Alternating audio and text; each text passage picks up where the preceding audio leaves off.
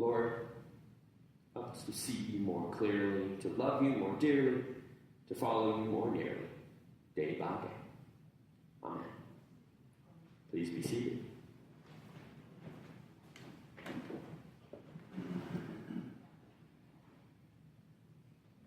I imagine what it might have been like for a young boy or young girl growing up in 1st or 2nd century A.D. They heard the story about Jesus. Maybe they had been familiar with one of the Gospels, maybe the Gospel of Mark. And they knew the stories in the Gospel of Mark. They knew about Jesus the Messiah. They knew about a person who came into the world to die for their sins. That was the story they had heard. And I imagine how different it must have been when they heard the Gospel of Luke for the first time. When they heard the opening sentences of this Gospel that came in. And must have thought to themselves, well, this is a different story. This is a different Jesus that I'm not familiar with.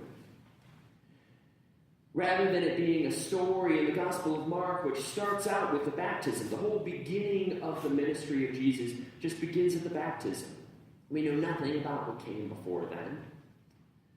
And he would have been familiar, he or she would have been familiar with the healing stories, would have been familiar with Jesus going and performing great works and opening their eyes to God's power in the midst of them. He would have been familiar with the arrest and the trial and the crucifixion.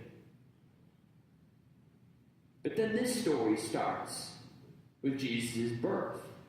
It starts, in fact, with the story of Jesus being born in the time of Emperor Tiberius. And that's no mistake. It's no mistake that the Emperor Tiberius is mentioned at the beginning of this story. Because the whole Gospel of Luke, from beginning to end, is going to juxtapose Jesus and the emperor. We want to start the story by looking at who's the person who could be the highest person in the land, the most powerful person in the land. Who is the one who has more control, more authority, more dominance over everything in their lives than the emperor? Right?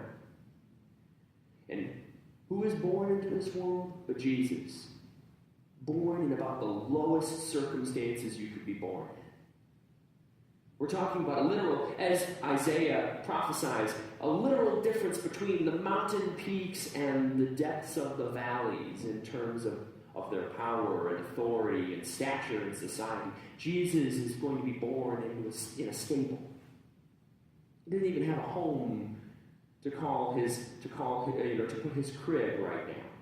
He's just born in a stable among the animals. And yet, over the course of this next year, we're going to follow the Gospel of Luke all this year. And this is going to be such an exciting story because over the course of the next year, we're going to get to read in story after story as Jesus comes into this world and completely turns our world upside down, completely flips the script upside down on the world. This is a story that this young man or young woman hearing would not have been familiar with. They would have known about the Jesus in Mark that was willing to die for them. But this is going to be a story about a Jesus that's going to come and change their world, turn their world upside down. To say those that you think are in power and have all the authority and the control in this world, they're not the ones that are in control. And to think about who you should be valuing and loving and honoring the most, Jesus will consistently point to the lowliest person among them. This is a Jesus who's living out the idea of the meek shall inherit the earth. And then he encourages his disciples to play a part in it. So the young boy or the young girl hearing this story would not have just heard about a Jesus that said, don't worry, I've got this, like in the Gospel of Mark. Jesus comes in and says, don't worry, I've got this. I'm gonna die for you. Your sins are covered. I'm your hero. I'm here to save you. Now they're hearing a story about a Jesus who says, no, get up. I want you to get up out of your seats. Get up. You need to play a role. inviting for justice in your world. You need to play a role in looking out for those who are downtrodden and lowly and without. You need to look at the widows and the orphans, the poor, the homeless, the meek, the people who are in desperate need of forgiveness and salvation. And I want you to play a role in doing something about changing this world. So this young boy or young girl hearing this story would have had a very different impression about what Jesus wanted from them. Jesus wants them to actually play a role in this. Jesus wants them to actually be a part of this. And it starts right here. It starts from the very beginning, when we have the Emperor Tiberius up here and Jesus down here.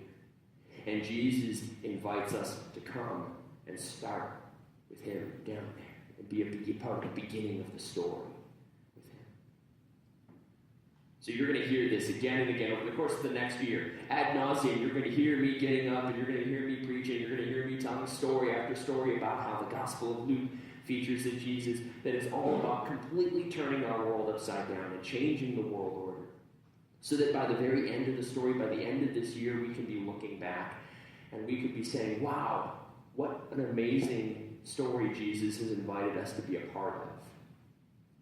That he didn't just love us enough to be willing to give up his life for us, but he loved us enough and thinks enough of us and has high enough expectations of us that he wants us to go and be a part of changing this world with him.